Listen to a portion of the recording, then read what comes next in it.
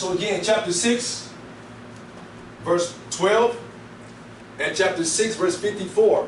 Man, these are some of my favorite ayats. These are my favorite surah because it gives you inspiration. It gives you hope, man.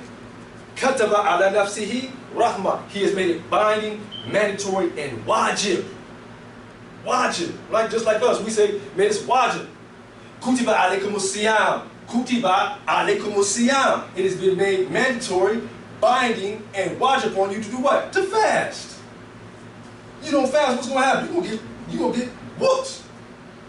Allah uses the same word. Kataba rabbakum ala nafsihi rahmah. He made it mandatory and wajib upon his own self to be merciful. The same way he made it mandatory and wajib upon us to fast. Mandatory is something that he got to do. And he made himself do it. Alhamdulillah Rabbil Alameen. Why? He said, my mercy is over my wrath. Huh? What else? He meant, I created rahmah. He created rahmah, divided into 100 parts. Gave all of creation one part of that 100 parts. So like 1 penny, 1%, and kept the other 99% for himself. That he can use however he wants to. Alhamdulillah Rabbil Alameen. So again, chapter 6, verse 12. Kataba ala nafsihi rahmah. He has made it mandatory upon his nafs to be merciful. Chapter 6, verse 54. Kataba rabbukum ala nafsihi rahmah. And he, your Lord, has made it mandatory and covered upon himself to be merciful. Rahmah. This is the mercy of Allah. It is only the disbelievers that doubt the mercy of Allah. It is only Shaitan that wants you to doubt the mercy of Allah. Shaitan wants you to give up. Shaitan wants you to, no, if I'm going to go there, I'm going to put my foot all the way on the gas. Right? They got people out there in the game, they got people doing certain things, and they become so shameful and so guilty within themselves that they get over with. And Shaitan is all in their ear, making them think that it's over with. Right? But Allah subhanahu wa ta'ala said he has made it a covenant upon himself to be merciful. All you have to do is turn to Allah subhanahu wa ta'ala. He don't care if you come to him with all of the sins of the world. You come to him with tawbah, a sincere tawbah, he'll forgive you of that. He said, I'll forgive you all your sins except shirk. Anything, whatever you can think of, man, even you can think of the most defiled, the most despicable thing in your mind, whatever it may be, bestiality or whatever it may be, right? Go all the way, 10 miles away, right? But Allah subhanahu wa ta'ala said, even that person that caught up in bestiality and all whatever it may be, and they made tawbah to Allah, he said, well, he forgive them all their sins, right? Man, I know an incident, we was in the penitentiary, and we had a homosexual took shahada. We had a homosexual took shahada. Remember Avalon State Prison.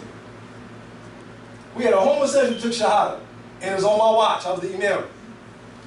Right? So this homosexual, that was known homosexual, he came to the Jummah and took shahada.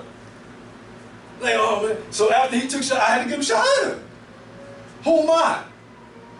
I'm not Allah. I can't say, no, bro, I ain't just give you shahada. You ain't, you know, that's not me. That's not my call. Right? I believe in Tauheed, Asma wa Sifat. I believe in his name and attributes. He said he's all forgiving, most merciful. I got to believe in that. Right? So if I say that Allah won't forgive him, then I'm saying that I'm Allah. I'm saying that I know better than Allah. I'm stuck for Allah. No, man, Allah says he forgive all sins. So that includes homosexuality too, right? So this homosexual took shahada. Shahada. Homosexual started making salat. Right? We in the corner. Homosexual, former homosexual, making salat. They call me to the, man, Wally, man, come here, man, let me holler at you, man. What's happening? What's happening? You know what I'm talking about? I'm talking about the shot calls from other cars and whatnot, man. Let me holler at you, man. What's happening, man? What's going on, man? I got the homosexual prayer, John. I said, bro, you took shahada. Man, it is what it is, bro. I'm gonna stand on that. I stood on it.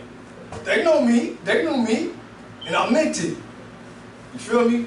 But alhamdulillah, if you take shahada, whatever sin that you do, man, Allah is forgiving, most merciful, man. You can't say that this person can't change.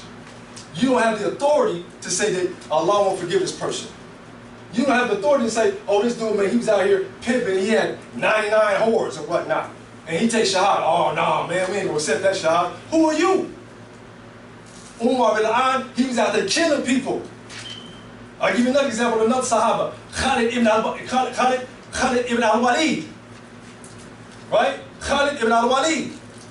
Before he became Saifullah, meaning the sword of Allah, he was an enemy of Allah. And he was killing Muslims.